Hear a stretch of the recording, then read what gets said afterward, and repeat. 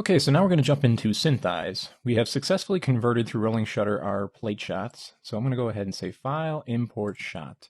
And I'm going to grab the first frame of the proxy for shot 1 and hit Open. And what this does is it brings up this little option menu, and it already figures out, okay, 24 frames per second, that's correct. And it's got our image aspect ratio, which is correct. It's got our queue length, which is 141 frames, or 142, I should say, since we got a frame on frame 0. It's very important to note that when we get out of here, we have to make sure we start at frame 1 when we go back into Maya. But right now, none of that matters. So I'm going to go ahead and hit OK. And it's going to go ahead and start caching the image. So I'll go ahead and find my image. Here it is. And I'm moving around by holding down Alt and middle mouse button and using my zoom wheel in the middle to kind of zoom in and out. So as you can see, everything cached because this was a JPEG sequence. This is not our uncompressed version, and it allows us to move through the shot real quickly without having to wait or crash our system if we are very low on RAM. I recommend anytime you're doing this sort of stuff, you should be working on a 64-bit system, and just in order to kind of render really cool shots at 1920 by 1080 inside of Mental Ray, you really need to have memory. It really doesn't matter how fast your computer is as far as CPU, but just memory in general is really what's going to make a big difference. One of the great things about synteyes is that it has a really nice interface, and you can get in and out of here pretty quick. And that, I think, is why it's the industry standard and has been used on films such as Tron Legacy and Avatar, is it works well, and it works fast. And that is not to be said about other tracking programs, which ironically are more expensive than this program. So if we go through our shot here, we can see we got some difficulties. One, we have the actor himself taking up about 1/2 of the actual screen space. And by doing so, it's very hard to have tracks fully tracked through a shot because they're being occluded by the actual actor. The other thing is we have a lot of blurred motion blur from whip panning, and that's going to be an issue which we're going to solve through using a different type of technique of supervised tracking. So these are two different difficulties. The one good thing about this shot is this shot's on a tripod. So let's go ahead and just go over a few basic interfaces here. And I'll just go ahead and show you if you do quarter speed and hit spacebar or hit play right here. You can go through and slowly see everything. This is good to check tracks and to see if they're wobbling or jiggling, which we're going to go into a little bit later. The other possibility here is go to half speed. Again, these are all meant to just have you look. Here's normal speed as far as what exactly is going on. Am I getting drifting? Am I getting jiggling? Are we losing the track? So with that all said, we want to go into our first menu, which is right here. And this menu right here will give us an option to just do an auto. The process of tracking is first tracking your contrast points and then doing your solve. Auto will do both of those. It will do a run auto track and it'll do a solve. So when you hit this button, this goes on, and then this happens right after that. So I rarely use auto unless I have a really just plain, simple, quiet shot, and these shots are nowhere near quiet. They're very shaky, very whip pan. One thing I want to do is to feed the computer information. Now, one way I can do that is by telling it it's on a tripod. You have to imagine the computer as a blind man in a room without no lights on, there's nothing there. And you basically got to tell him, okay, what exactly is going on? Let me picture in my imagination the scene. So you start feeding that blind man information. You say, okay, imagine a tripod. Okay, now you've already just given him a ton of information. You've already told him that there is a constraint on the camera and that it cannot move X, Y, or Z in any of the scenes. That helps itself pretty well. It also knows that as it moves around in the shot, as it's locked down on the tripod, it won't do a rolling effect or a Dutch angle kind of bent over on its side, because as you know, any camera on a tripod always stays level with the background. So you've already fed it tons of information. And now the blind man shouts back to you, okay, all I need now that you told me it's on a tripod is 3 points at any one time, 3 tracked contrast points at any one time, because it's a tripod shot. Now that is not the case with a moving shot. You're going to need more information. But already the computer has been fed a ton of information just by clicking this little button here. So what we have to do next is start to feed it even more information, such as tracking and so forth. So we're going to go ahead and just for the heck of it, kind of do an auto track first. So the first thing we're going to do is move over to one of the masking tools. So that is, as you can see right here, this second window. And this allows us to mask stuff that is moving in the shot that we don't want to track. In this case, it is our actor, the Army Man J. So I'm going to go ahead and use this little tool right here. You can use a whole bunch of tools if you want. They have circles with splines. They got squares. As you can see, there already is a spline in here. Now I'll just go ahead and pull it down to show you. And it's set to camera. And what that means is it says that anything inside of this it's going to track. So we can tell that anything inside here is going to track. And garbage masks are just basically saying omit anything in what I have in here. So the camera tracks are usually labeled with a blue line. The garbage are actually labeled with a red line. There's also this right here, create a spline of ourselves, and we'll go ahead and click on that. And I'll go ahead and come over here and just start clicking around like this. And as many points as I can. And when I'm really ready to go and done, I can right click and kind of leave it as. The first point you create is actually the pivot point, which is right here. And we're already setting keyframes as we go along here, so I'm just going to go ahead and kind of squeeze this in. Because J is taking up so much space, I want to be able to get as much space to give to the computer to track, or auto track, I should say. So I can either animate with this or animate individual key splines. So I'll just kind of move along and just kind of move the actor, move this over here, and that's good enough. So you can see as I animate now, there's little tick marks here, and those are actual keys. So I kind of come over here. As you can see, Jay's body is changing. Now you see I accidentally selected something else, create another mask. All I have to do is take this and delete it with the delete key and just come back. You can accidentally grab even your camera mask if you're not careful.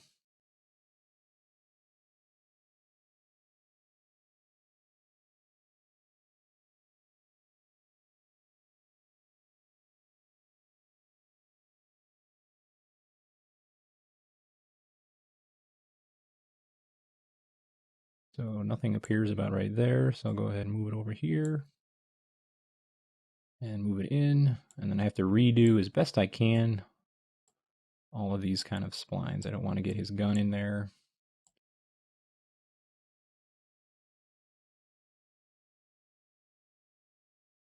And just kind of do in between that. So I kind of came in between this keyframe and this keyframe.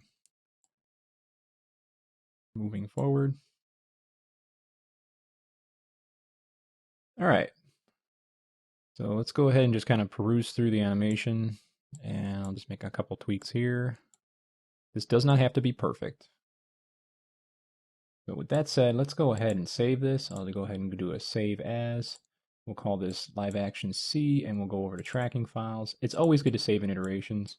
So I'll go ahead and call this shot1 underscore tracking underscore 1. Okay, so now we're going to jump into our first window here, and we're going to make sure we're on tripod. We're going to do a run auto tracker, but before we do that, I want you to let you know that this is set to normal motion, and that is basically telling our auto tracker, hey, the camera is pretty smooth, it doesn't move around a lot, which is actually a lie, considering how fast this moves. So let's go ahead and just do a basic run auto tracker. It's going to go ahead and run through and look for little contrast points and make little repeating points of tracked information. So for instance, it picked up one right here, and it just continued to search it out. But if I jump over to the little paw window where we go into the actual track, we can see if I unlock it, it doesn't have a very big search index window. It has about this much space to figure out the next point from the next shot. And if the whip of the pan is so crazy that it's way over here, it's going to break. And as you can see, it did break eventually. So I'll go ahead and just kind of lock that up again. As we can see, when we get to the areas where there's crazy motion, we have no tracks because of that very fact. But we do have plenty of tracks when we have a very quiet, not moving shot, so which is right here. So everything's fine here, but when we get to any type of motion, such as the beginning here or this whip pan, we get no information. So let's go ahead and just undo this. I'll go ahead and keep hit Control Z until I get to the track. So here we had the official auto track beforehand. And I'm going to go ahead and jump back to the first window again. And I'm going to change this from normal motion to crash pan. And this is going to tell the computer, hey, make my initial search window bigger and make my distance, my outer square, bigger as well, because there's crazy motion going on. So you're already feeding the computer again, just saying, hey, this is what's going on, solve for this. So I'm going to go ahead and do run auto tracker. Let's see if there's any bit of an improvement. Now, we have tracker points where we didn't have them before, which is cool. We even had them during these areas of blur. But here's the problem. If I take any one of these trackers and I go over to my paw and I go ahead and unlock, I can see that the search window and the size of the actual piece is still too small. And if I extend it all the way out and just kind of take a look at it, look how movement and how jumpy this is. It's not locked down pretty well. It goes from way up here to way back here, so it's wobbling and so forth. And unless you actually look at these tracks individually, you wouldn't be able to tell. See, if I look from this from a distance, I'll just grab, for instance, this one right here. It looks like it's doing absolutely fine. But it actually is not doing fine. So as you can see, this is good, but it's going to give us a very inaccurate solve. So if I jumped over and tried to solve this, I would get a very inaccurate solve, which is not good. So the one way we can do this is simply by doing a manual track. And that goes through this little paw right here. So the first thing we want to do is go ahead and load up the previous shot. So I'm going to go ahead and load up where I saved it before, shot 1, tracking 1, where we didn't do any solve or anything like that. The reason why I always save in iterations and I just don't hit undo after I do a solve is because synteyes has a habit of leaving information and tracks in there when you do an undo. So I like to just save it just before I do a solve or just before I do an auto track. So in this case, we do not need this actual mask anymore. So I'll go ahead and jump over to the mask itself and hit delete. And we're going to do everything manual by ourselves. And this is just something that has to happen for specific shots like this that are very, very hard to solve. So let's go ahead and start making a couple of tracks. I'll go ahead and jump over to the paw menu here. And let's just start to peruse through our shots and look for things that are of high contrast that kind of stand out. And we can see these little rust stains on this truck really start to stand out and are possible tracking points. When you have areas like, for instance, this stuff right here that doesn't have too much detail, I wouldn't really track, say, this little point here or this right here, but I could make my search index bigger and grab a hold of all three of these, because that's a very distinct signature as opposed to one of these. Because what can happen, I'll go ahead and just show you, you can go ahead and click on this little magic wand and just hold down your left mouse button and hold it until you're ready to let it go. And if I just go ahead and do that, I can change my search index window right here.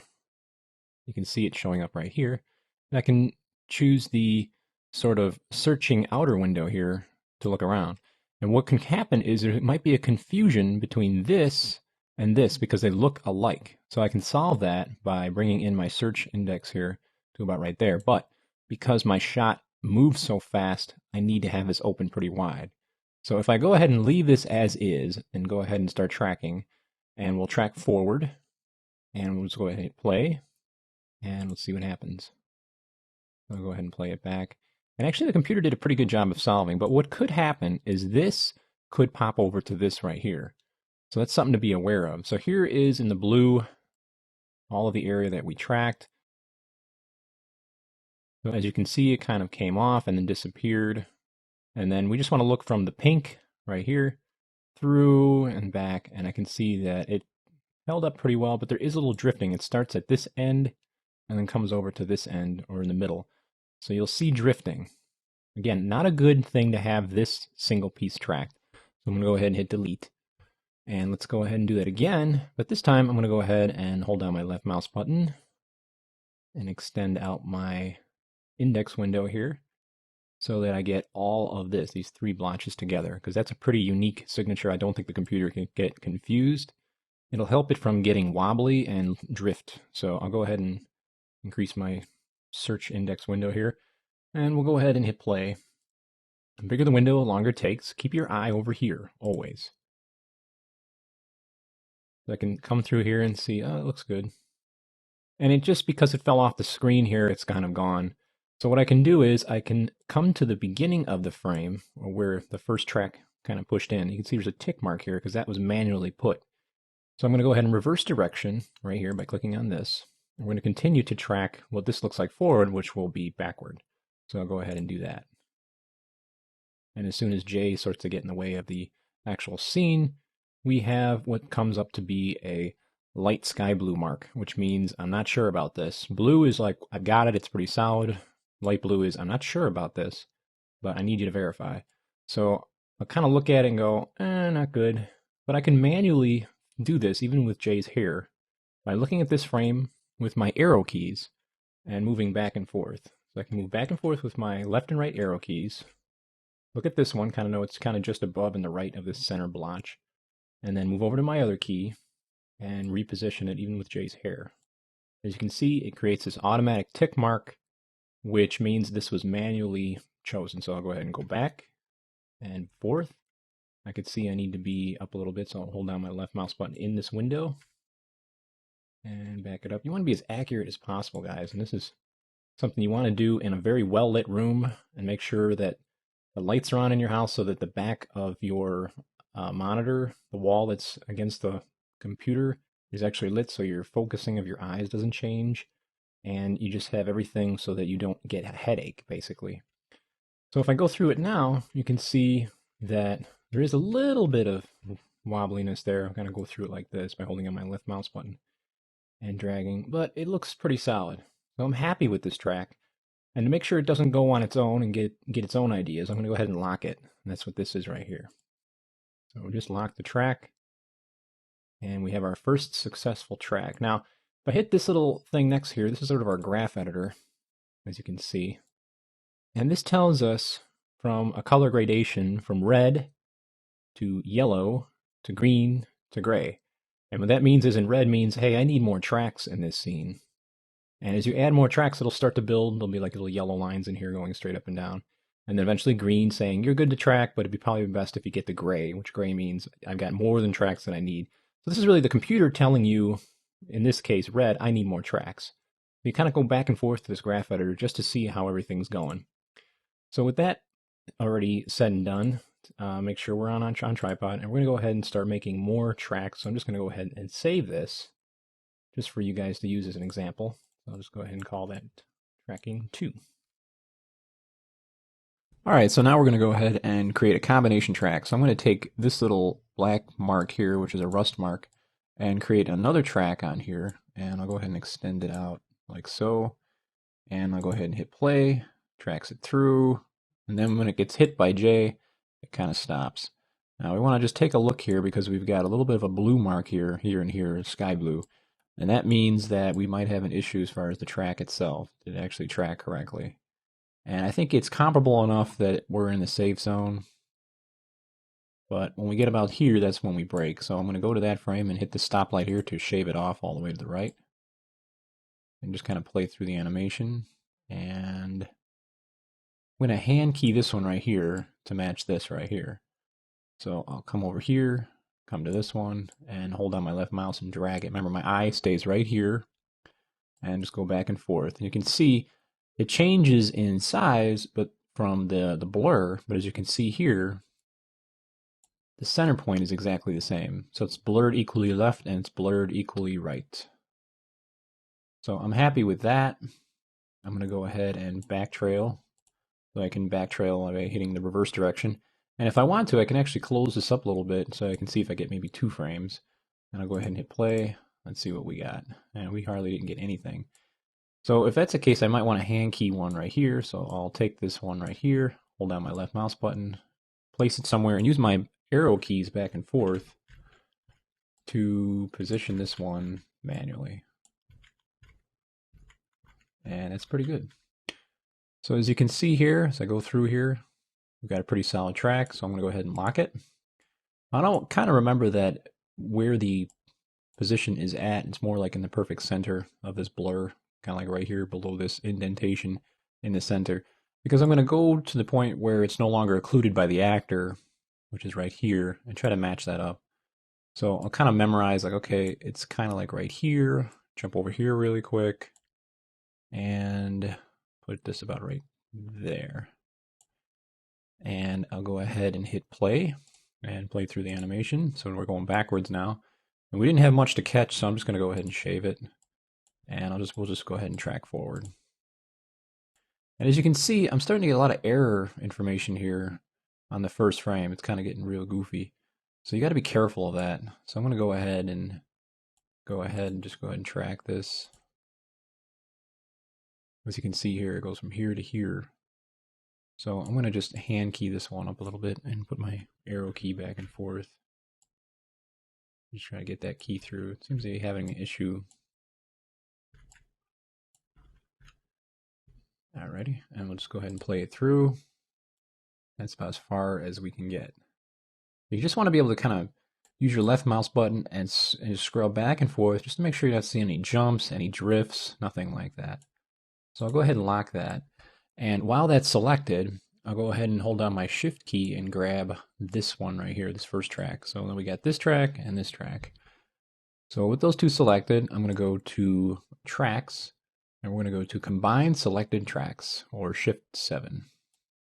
So now we can see that they're combined, and I'll go ahead and move them back and forth. And as you can see, kind of go through it here, they're matching up pretty decently. I just made sure that wherever this was supposed to be was taking reference from where it was in the first track. So it's very important to be that accurate. I mean, you really do have to be that accurate. Next, we're going to go ahead and try another track. So let's look for something that gets occluded again. And this has a pretty interesting signature, very unique to everything else. And again, it passes behind the actor and then comes back at the end. So I'm going to come to the first frame where that is and make sure that I get the whole piece right there. There we go. And I'll go ahead and play this through. It's going to take some time, and then it's going to break. So there it broke. I'm going to go back to where it broke, and if I want to, I can try to squeeze in one more frame if I want to, because I can still kind of get an idea where this is at. So I'll take to where the frame actually broke, put it in the rough area by holding down left mouse button in this, and I'll use my arrow keys again to go back and forth, and know that it's about right there. There we go. Perfect. So I'm going to go ahead and lock it. So just kind of pull it through here, as you can see. Looking good. And I'm going to go ahead and unlock it. I just want to make sure that I shave this all the way across. There we go. So there, we make sure that you don't see the actual square bouncing around as you did. Comes in and leaves. So with that said, let's go ahead and jump over to where it starts up again. And let's first make sure that we can see where this is at. It's just below this little notch, kind of in the center. So I'll kind of come over here and do about right there. And we'll go ahead and track forward. Let the computer do its thing. And we're only getting a couple frames, but it's still looking good. If I want to, I can reverse this by going to the first frame where it started tracking and work our way backwards. And we actually did get a couple of frames there, which is nice. Might be a little bit of drifting. I think I'll just go ahead and cut this last frame here and just kind of play it through. And I think it looks good. I think we're okay. So I'll go ahead and lock that.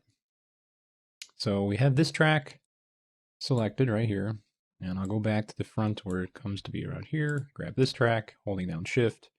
And then again, go to Tracks, Combine Selected Tracks. As you can see, as I kind of just scrub through here, it disappears for a while, comes back, but it's still at the same position, which is just below and to the right of this notch right here. So we can kind of see that like so. So what I'm going to do now is I'm going to go ahead and just do a whole series of tracks involved in this area right here where there's blur. Now, this is a challenge in of itself. The first challenge we kind of dealt with was the fact that we're so close on the actors that we have to use combined tracks to make sure there's enough information there for the computer. The second pitfall we're going to have here is dealing with this blurry mess. And to do that, we're going to need to just use really, really large tracks. Okay, so let's take a look at where we can possibly start. And since this is such a close-up scene, we've got our actor really taking up about a quarter of the screen space. So this is going to be a little difficult when we first do this. So let's go ahead and take a look here. I'm going to go ahead and grab this area right here. I'm going to grab as much as I possibly can and increase my size of scan. And this is going to take some time to actually play through, so I'll go ahead and play it through right now. As you can see, it's taken us forever and a day just to do this. So stopping of the reverse direction here, I can see that, go ahead and stop it there, that if I kind of peruse through, I'm getting really weird results. So I'm going to go ahead and place this forward and see if I can get any frames forward on this. Okay, we're getting a couple. Alrighty. Let's see what we got. I got this frame, that looks good. Then it starts going off track, going backwards. So this is where you might have to come in and actually do some hand keying here. And I know not many are a fan of this sort of thing, but I specifically designed these shots for their difficulty, for you to understand what you're going to bump into. If I were to give you an easy tutorial, you'd be lost if you came to this kind of stuff. So it's good that you actually get your hands on understanding, what exactly needs to be done here. So I'm going to go ahead and move to a frame where things go off a little bit. I'll just drag it over and use my arrow keys back and forth to kind of tweak it out. There we go. And I'll go right about right there. So let's take a look at what I got here. So I'm just kind of peruse through here. Getting a little bit of shakiness here. Got to bring that out.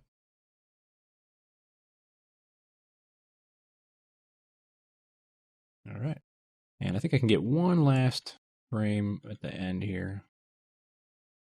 So I'll just play that through. And it's looking pretty good. So I'll go ahead and lock that. And we'll go ahead and save this.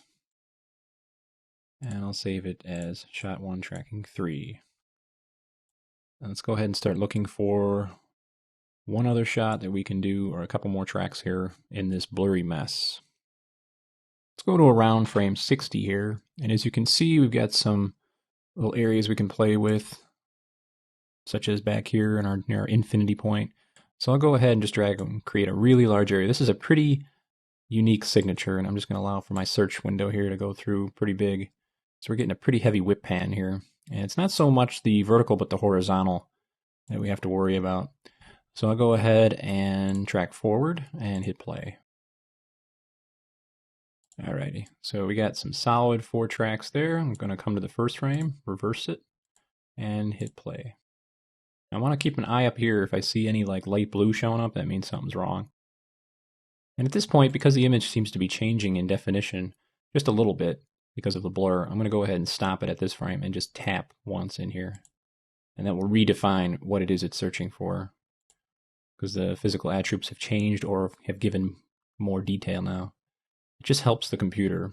You don't want to go too long of a stretch without updating what the actual window is searching for, what the actual image signature looks like. Because it gets redefined, especially in moving shots. As you move closer to an object, its actual size and shape starts to morph into something different. So it's very important to update. So I'll go ahead again, see if I can catch anything. For instance, right here, we got this nice big blotch of, looks like mud, and I'll go ahead and play that through. This is going to go pretty quick. As you can see, it kind of failed on here. So I'm going to help the computer out a little bit, and I'll go ahead and come to that frame. And let's see what we can get here. And move it over just a touch. There we go. Now we're going to go ahead and reverse it. So I'll go ahead and reverse the direction, update the image, and hit play. You want to keep your eye always here, because this will help determine whether or not your track is working. Also keep your eye here. If this goes to light blue, that means you're getting lame tracks. Alright, so let's computer figure it out, so that's probably about as far as we can go. Now we'll go ahead and lock that, and we got a nice solid track. And let's go for one more. And let's come over here to this little tree line here.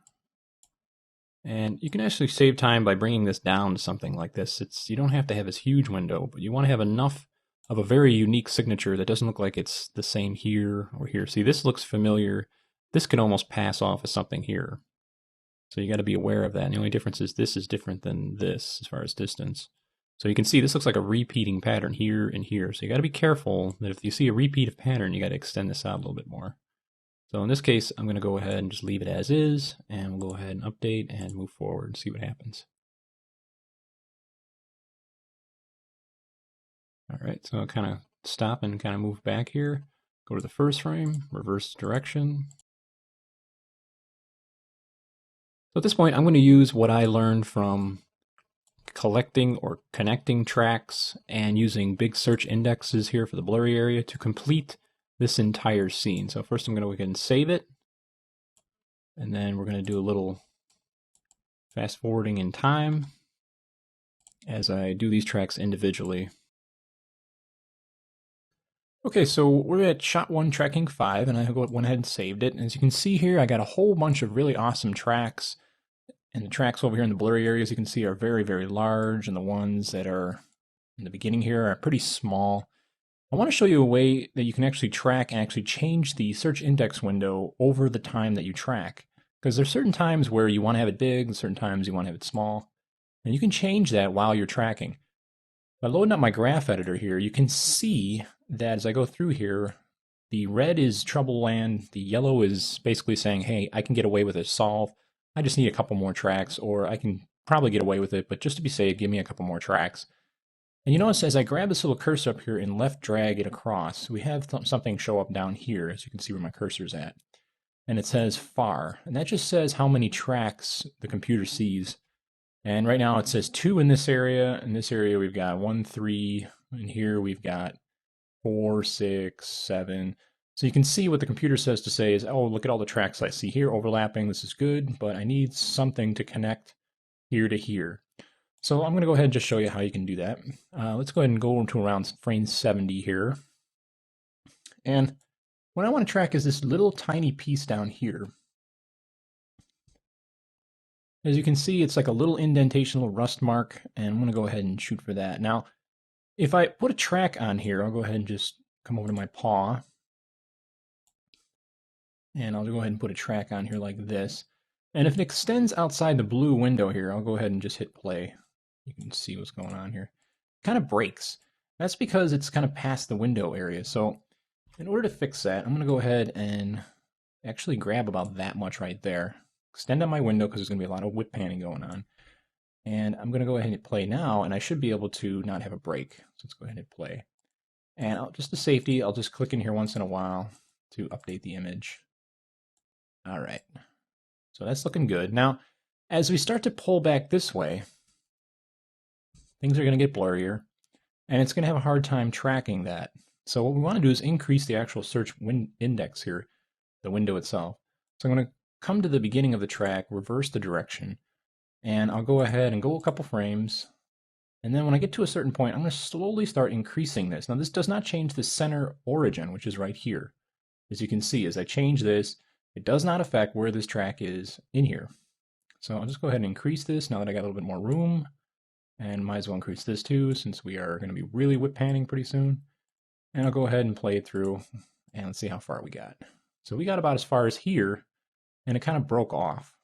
So that's something that I want to back up a little bit here, by about this frame. And let's start shrinking it down again so it doesn't get caught off along the edge. I'll go ahead and keep playing through. And then it'll break again. And the reason why it's breaking this time is because of the blur and so forth. So we can either update the image by clicking on it at the last frame, and that isn't doing it. But I want to be able to increase this, but I don't want to go into the blue area here. So I can kind of go like that and increase this distance here. And let's see if we can pull it off. Now, if it didn't work, sometimes you have to actually create the next frame being a keyframe. So I'll go ahead and do that now. I'll use my arrow keys and I'll tap over once and kind of hand do it myself, and then use my arrow keys back and forward. Oops, I made another track. Gotta be very careful when you do that. All right, so here is the first key, and I'll go ahead and use my arrow keys, and it looks like it already did. And I'll just set a keyframe, and I'll set another keyframe. At this point, I'll just go ahead and keep tracking here, but what I want to do is I want to continue to increase the size of this so I can get more information, like this area down here. So I'll go ahead and hit play again. It's going to take longer, but we're going to get a more accurate solve.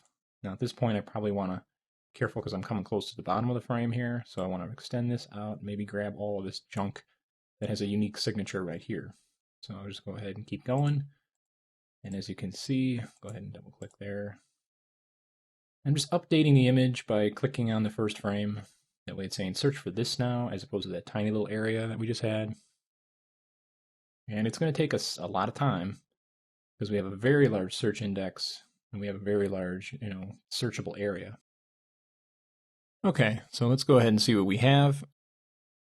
come to about right here. I'm playing it through, and we got a pretty nice, solid solve. Now, can we possibly get a couple more frames out of this? Let's go ahead and see. I'll go ahead and shrink this down to something like this.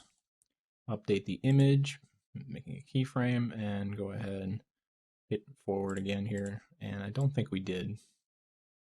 Yeah, so we pretty much did what we could. So I'll go ahead and lock that. And when you lock it, again, keep your eye over here and just look at the update.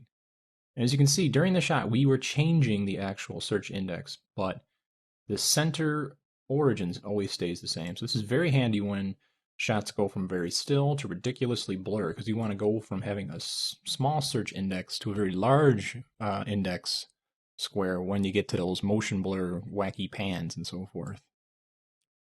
So let's just look for an update on our graph editor. Looks like we're doing a little bit better. We got a little bit of red here. So let's go ahead and come to that general area. And let's go ahead and see if we can just do a couple tracks here. And I think I'm going to go ahead and grab this. This is a pretty unique contrasty piece right here. And I'll just shrink this down a bit. Probably not too much. And update the image and play through. So playing backwards, we didn't get much. In fact, I'm going to go ahead and shave it. And we're only going to be able to get what's forward. So, and as it just changes shape, you want to update the image by tapping in here once in a while. And you'll make your little keyframe mark. And I'll just go ahead and keep it going. The more time you got, the more the computer likes it. You're just feeding the computer more and more information.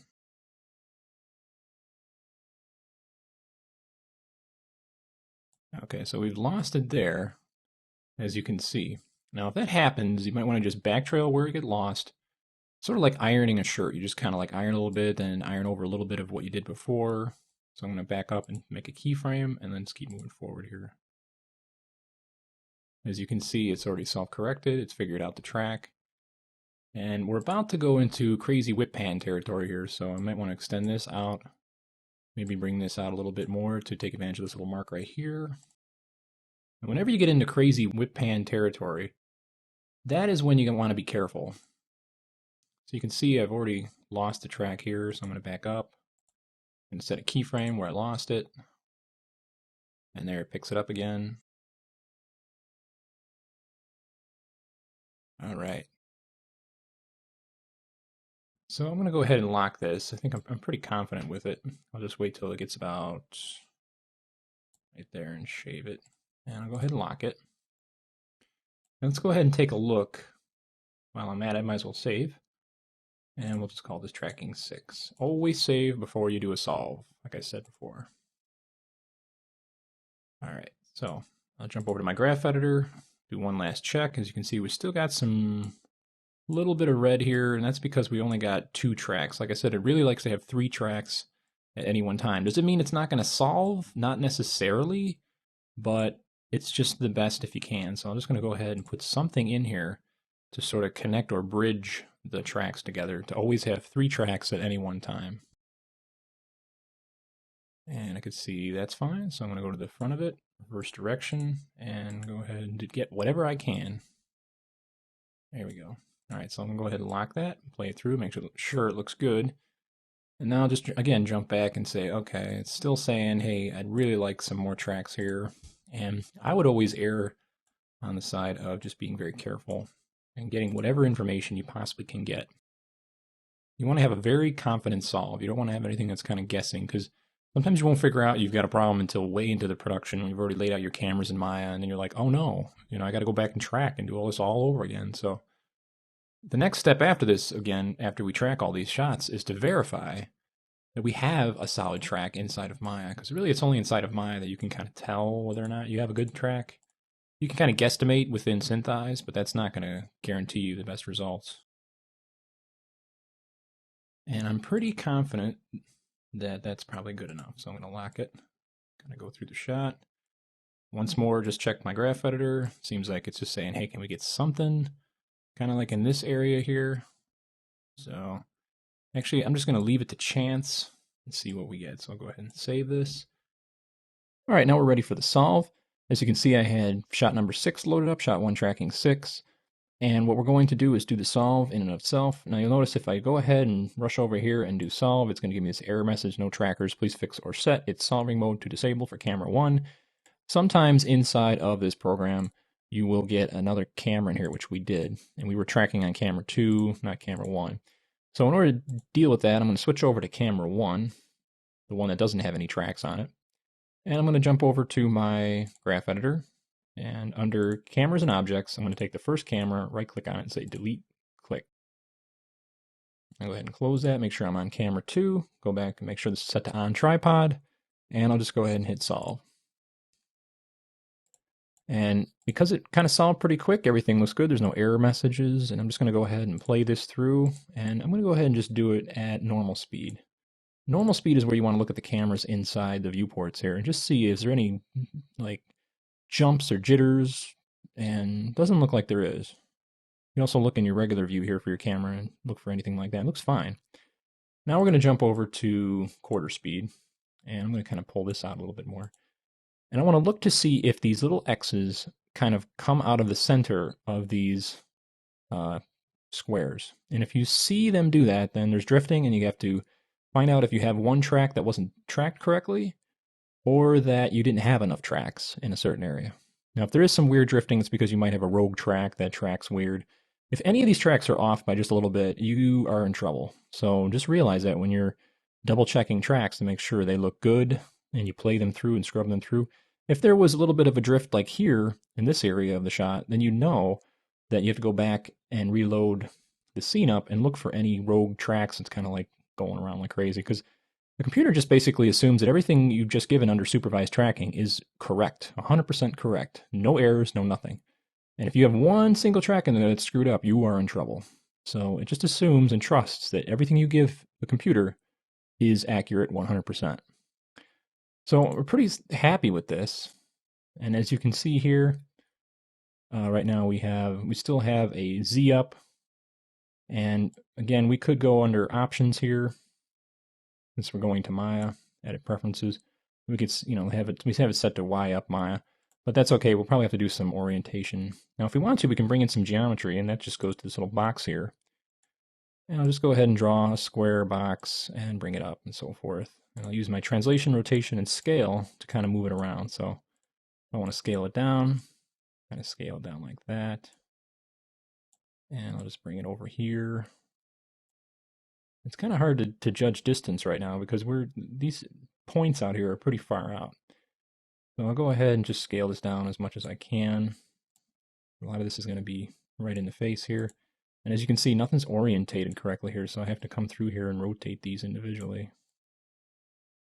So it's really a hodgepodge way of orientation.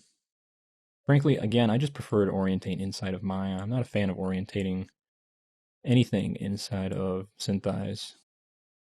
Okay, so I kind of play this through, and I just go ahead, and if I want to, this is where you probably want to go back to normal speed and just hit play, and just look at it. Does it look like it's actually sticking? Does it look like it's drifting? And I probably want to come to an area right here where we're way out in the open here, and I'll just take my box, and I'll move it, so it's out in the open, maybe bring it up, maybe rotate it a little bit, and again, you're kind of hodgepodging the angle, but I'll just go ahead and hit play. And it's looking pretty good. So I'm pretty confident with this solve. Again, nothing's verified until we jump into Maya, but I'm pretty happy from what we got here. So I'm going to go ahead and first off, I'd like to save these as 7, and I'm going to call it underscore capital letters solved. That way I know this is after the solve. If I need to, I can go back to the number 6 and, tweak whatever tracks I need to. Synteyes has a habit of leaving tracks in your scene when you do undo, like for instance, if you did undo 3D solve or whatever. So I just prefer that over just simply hitting the undo button. I just found there's a lot of errors in that. I'm going to go ahead and say export, and it's going to ask for whatever file I want to export as. And you can choose a lot of files, but I'll just use my Maya ASCII file, MA file. I'll leave it as shot 1, track 7 solved, so I know exactly what it is and so forth. Hit save. Very important that you have this turned on, start at frame 1, because things will not line up inside of Maya. You'll be off by one single frame if you do not do this, and you'll be in serious trouble. So The rest of all this, the clipping planes, we can fix later, and I'll just hit OK. So that is pretty much ready for shot 1.